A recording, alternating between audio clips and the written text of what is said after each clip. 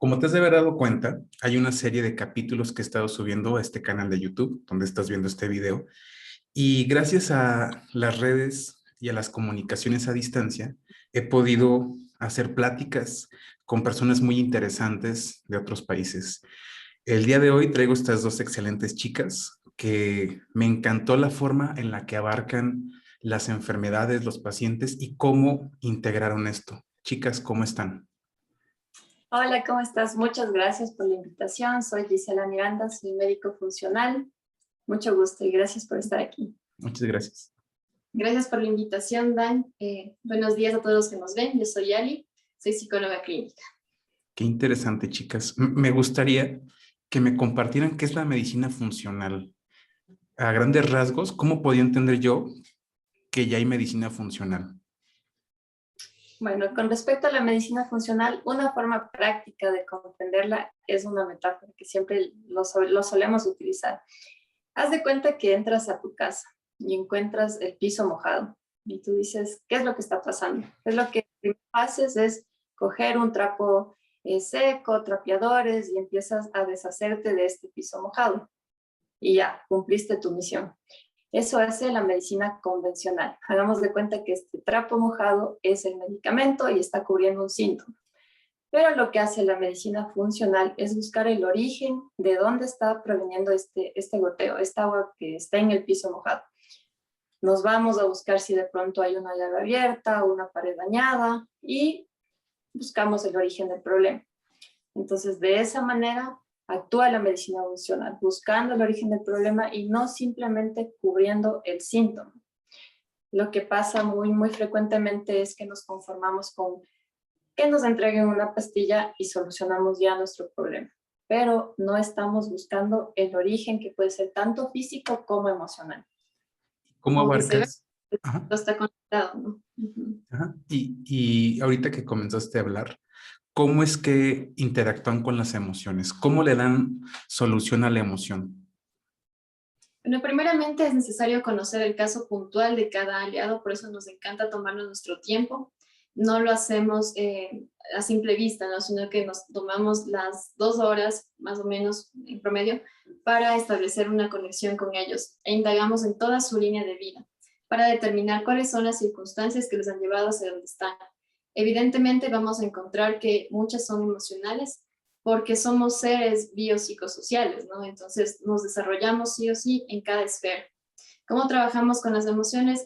Una herramienta que me encanta por todos los beneficios que se ha visto a lo largo del tiempo es el mindfulness, es el estar presentes, hacemos mindful eating y también terapia basada en la aceptación.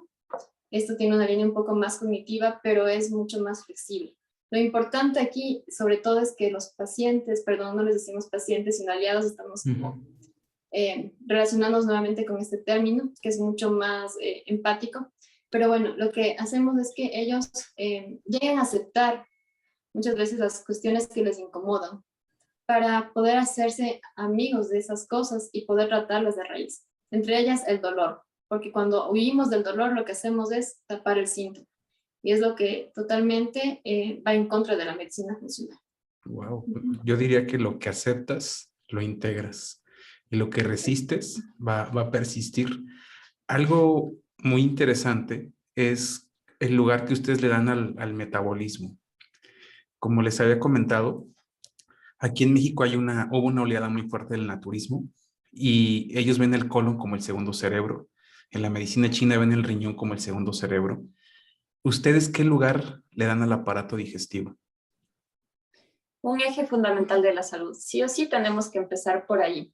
Hay de hecho un dicho que es muy conocido a nivel de la medicina funcional, que es si no sabes por dónde empezar, empieza por el intestino, porque estamos rodeados de disruptores en el ambiente, de una alimentación deficiente, de un mal manejo de las emociones, y todo esto es por cómo se ha venido desarrollando actualmente la sociedad. O sea, es una responsabilidad compartida, porque como te has dado cuenta, no hay un acceso súper rápido, digamos, a una alimentación más orgánica, más cercana a la raíz, a la tierra. Es mucho más difícil conseguir algo de buena calidad, un producto verde, por ejemplo, de buena calidad, y mucho más fácil encontrarte con unas galletitas de 10 centavos, digamos, en el caso de acá en Ecuador. Entonces, es ese difícil acceso que tenemos, que no solo depende de nosotros, sino también del medio en el que nos estamos desarrollando, está impactando negativamente sobre nuestra salud digestiva. Entonces, clave empezar por ahí, porque todo lo que se refleja en la boca se refleja también en la salida, o sea, a nivel de desintoxicar, de eliminar. Entonces, es importante partir por ahí, por la salud digestiva y luego ir corrigiendo en escala. Importante también, perdón, el eje hipotálamo, hipófisis adrenal, que no estamos manejando bien nuestras emociones, por ejemplo, no estamos tampoco descansando bien. Entonces hay que ir regulando cada uno de nuestros sistemas para de esa manera corregir las disfunciones que presentemos. ¿Y la alimentación emocional? ¿Nos puedes hablar? Pues, justamente eso te iba a decir. ¿Por qué le llaman el segundo cerebro? Bueno, nosotros no la llamamos tanto así, pero sí es muy importante por el eje.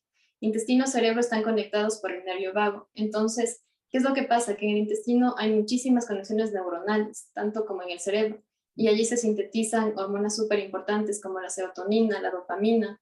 Entonces, ver a la alimentación como algo netamente físico nos desconecta de esta parte fisiológica que a la vez provoca reacciones emocionales.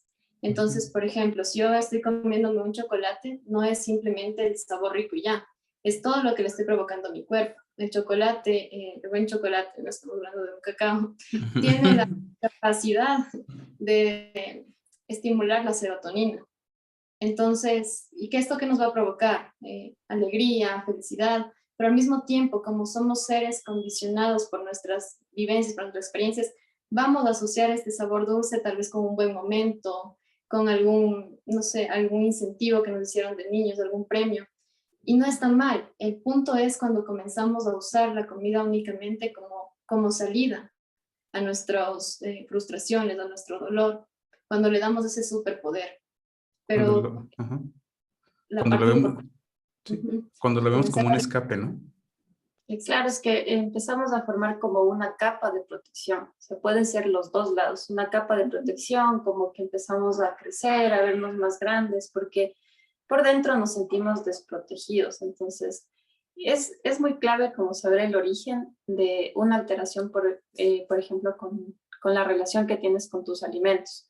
Entonces, por ahí hay que partir. Por eso nos vamos en la línea del tiempo que hacemos a nivel de la medicina funcional, que con Ali la revisamos en conjunto. Revisamos incluso los antecedentes preconcepcionales, cómo se encontraban tus padres cuando te concibieron, cómo era su relación, y eso impacta positiva o negativamente en tu desarrollo. Por ejemplo, el hecho de pasar por el canal de parto ya está influyendo en cómo se va a desarrollar después tu intestino. Si te estás cargando de las bacterias que encuentras en el canal vaginal, vas a tener posteriormente una mejor microbiota, que si no pasaste por ahí, si tuviste, por ejemplo, un nacimiento. Entonces, estos factores influyen sí o sí. Y obviamente también la relación que mantenían tus padres cuando fuiste concebido. Luego, si en la infancia, en la primera infancia recibiste, por ejemplo, muchos antibióticos o vitaminas que son cargados de azúcar, porque no se tiene esa legislación con respecto a los alimentos. Siempre a los niños se les da las cosas más dulces y desde tan pequeñitos ya se les está alterando su metabolismo. Se les da leche porque decimos, es rico en calcio, entonces vamos a darle leche a los niños. Y empieza ya esta alteración del intestino. Por eso es que partimos por la salud digestiva.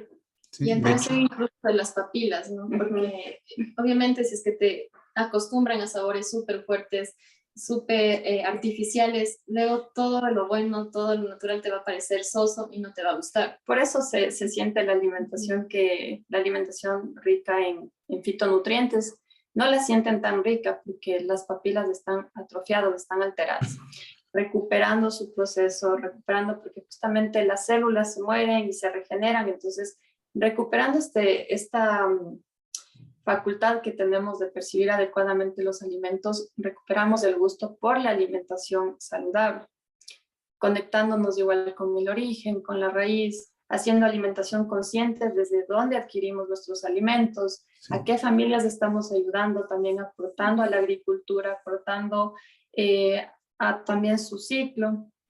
es ya una alimentación consciente.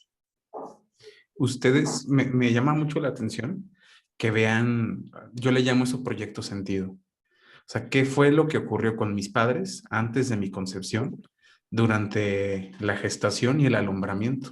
¿Ustedes tienen algunas tendencias o algunos datos? Por ejemplo, ¿cuál sería la tendencia que viviría un niño que su madre tuvo preeclampsia, diabetes gestacional?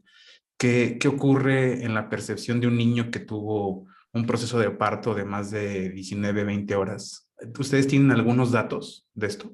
Claro. O sea, sí influye positiva, como te digo, puede ser positivo o negativamente en su metabolismo, pero obviamente si la madre está conectada con el niño por medio del cordón umbilical, de hecho en el cordón umbilical también está corriendo bastante energía madre-hijo y además obviamente los alimentos, entonces sí o sí ya está cambiando su destino metabólico. Pero justo hay que tener cuidado con con los antecedentes familiares, porque nosotros nada más tenemos una carga genética, pero depende de nosotros el encender o no esa posibilidad. Depende de cómo vayamos desarrollándonos en el tiempo, qué hábitos vayamos tomando. Si tomamos, por ejemplo, malos hábitos, obviamente esos genes se van a encender, pero podemos cambiar nuestro destino genético, hackear nuestros genes e intervenir positivamente en ellos. No necesariamente tenemos un mal destino, solo depende de nosotros, de cómo manejemos nuestros ambientes, nuestra alimentación, actividad física, descanso. De esa manera vamos a impactar y cambiar nuestro destino genético. Es decir, son tendencias, pero no sentencias, ¿no? Y justo cuando hay como un parto muy complicado, bueno, de por sí el nacimiento es un trauma. Entonces, el tratar de vivirlo de la manera menos disruptiva posible, pues ayuda, obviamente, de una manera positiva a que ya la vinculación con el niño y la madre sea positiva, porque recordemos que la madre es la primera fuente de alimento. Entonces, es que hay un parto muy complicado, sí o sí, la madre también se va a ver muy cansada, no va a tener la misma vinculación y desde ahí comenzamos ya a marcar también como una relación un poco como traumática con la comida, pero no necesariamente, como dice Gis, esto tiene que ser un determinante, ¿no?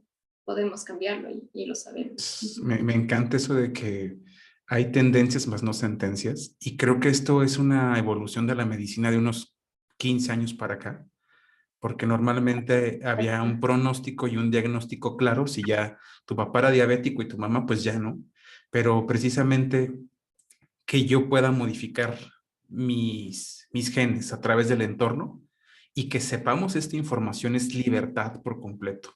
Para mí es mucha libertad y la gente lo siente. O sea, lo que yo veo es que su terapia está muy humanizada. Mi experiencia con algunos médicos alópatas es que dan un diagnóstico y un pronóstico, ¿no? Usted tiene cáncer, tiene que hacerse quimio y radio y ya, pero no se dan cuenta o no atienden al tripulante que está en la nave, ¿sí? Exacto. Eso es lo que yo he visto que lo dejan de lado, que la medicina se hizo organicista y unicista. Es que, ¿sabes? Sí, te escucho. Justo. Esto tiene que ver mucho con el sistema de salud. No sé, puede ser a nivel global, pero acá nos dan poco tiempo, por ejemplo, en el sistema de salud ya con respecto al ministerio, nos dan poco tiempo con nuestros pacientes, con nuestros aliados. En esos 20 minutos que nos dan, tenemos que llegar a conocer a una persona que viene con 20, 25, 30 o 40 años de cargas. En ese limitado tiempo tenemos que diagnosticarles, tenemos que llenar papeles, hacer el examen físico y en ese tan corto tiempo tratar de solucionar algo es imposible, totalmente imposible. Por eso nosotros buscamos justamente esta relación médico-aliado para que sea una relación bidireccional en la que nosotros aportemos con nuestros conocimientos, pero también necesitamos que la persona se involucre en su propia sanación, porque el objetivo de la medicina funcional es no depender ni de medicamentos ni de médicos, porque la salud está en nuestras manos. Nosotros somos más bien sus guías y obviamente corregir las disfunciones a partir de la individualidad bioquímica y fisiológica, que eso es súper chévere porque a nivel de la medicina convencional lo que se hace es seguir un protocolo. Llegas así y si no me voy por este lado y si no estás así me voy por este lado, llego a este diagnóstico y te doy esta pastilla. Chao. Y ni siquiera te vi a los ojos, tuve una buena relación contigo.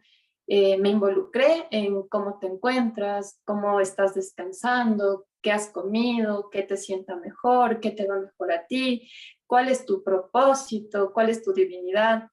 Es importantísimo esto porque sí o sí impacta sobre tu salud. Entonces, nosotros indagamos en todo eso y por eso sí nos tomamos el tiempo necesario. Y también es importante hacer este match con el paciente, con el aliado. Si vemos que no mismo, es mejor que busquen su día, el día correcto para la persona. Nosotros sí creemos muchísimo en las coincidencias, en la sincronicidad. Entonces, si sincronizamos y la persona adecuada llega a nosotros, es porque de verdad lo necesita, de verdad necesita ser guiado por nosotros, o si no, puede haber otra persona que le puede guiar de una mejor manera porque lleva esta mejor relación con tal persona. Entonces, importante, los que curan no solo somos los médicos.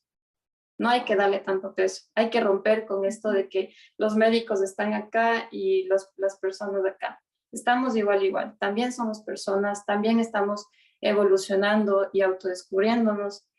Y hay personas, por ejemplo, hay médicos que no curan y que no hacen un cambio positivo, que personas con una sola palabra o con decirte, mira, deja el azúcar, yo lo hice, cambian mucho tu mundo. Entonces, es justo de seguir en movimiento y seguir buscando qué puedes hacer para impactar sobre tu salud.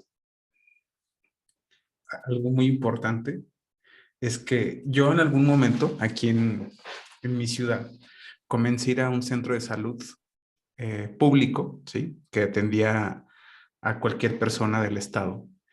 Y cuando hablaba con los médicos, muchos médicos aceptaban esto, ¿no? Y otros médicos se molestaban por completo. ¿Cómo es posible que si yo tengo dos subespecialidades, me digas que un abrazo también es medicina?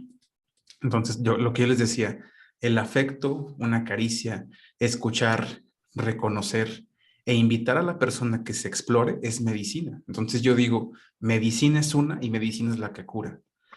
Y Exacto. la medicina no es solo un fármaco, es escuchar, es alimentarse, sentir, respirar, meditar. Me encanta esto que dices que los que curan no es ni el médico ni la medicina. Me voló la cabeza eso.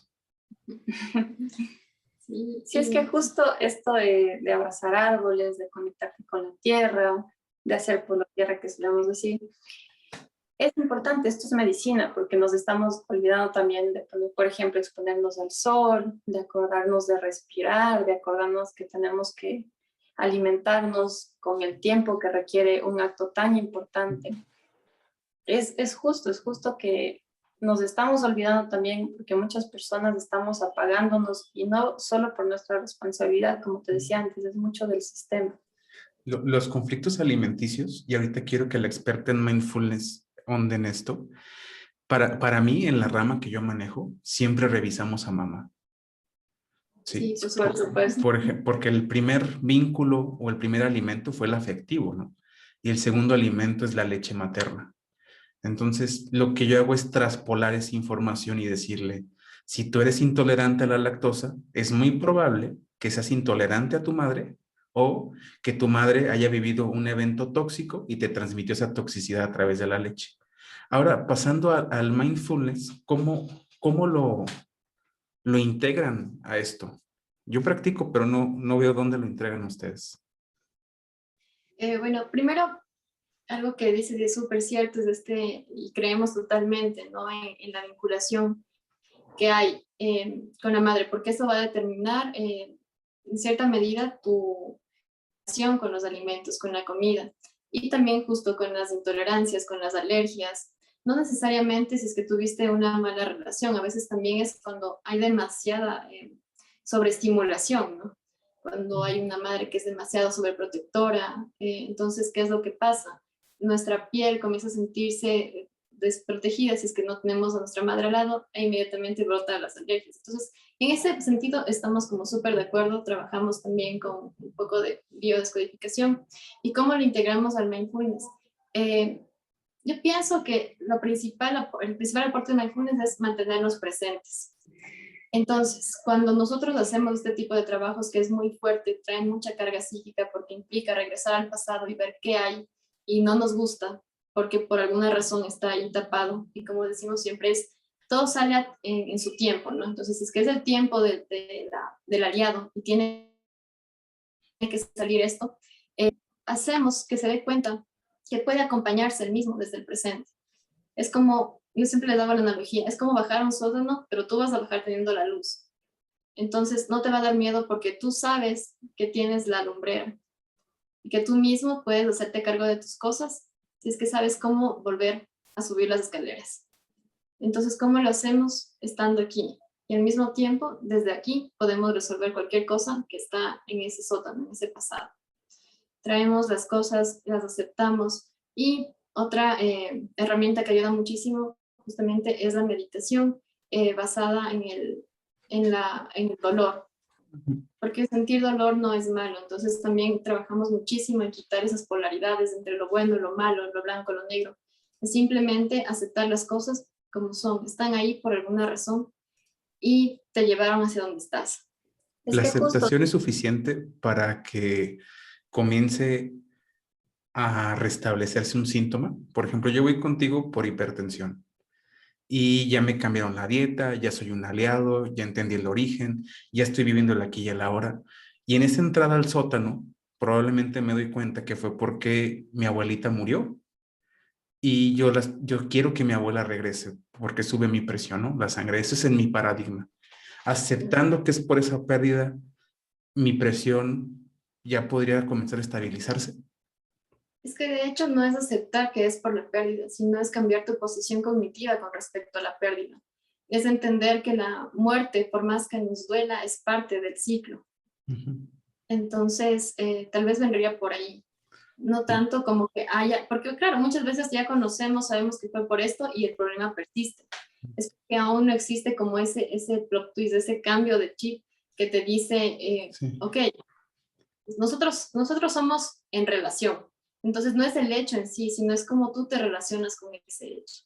Y esa es la cuestión que hay que cambiar, ¿no? Todas las ideas irracionales, toda la ficción que nos tejemos en torno a ese evento que ocurrió.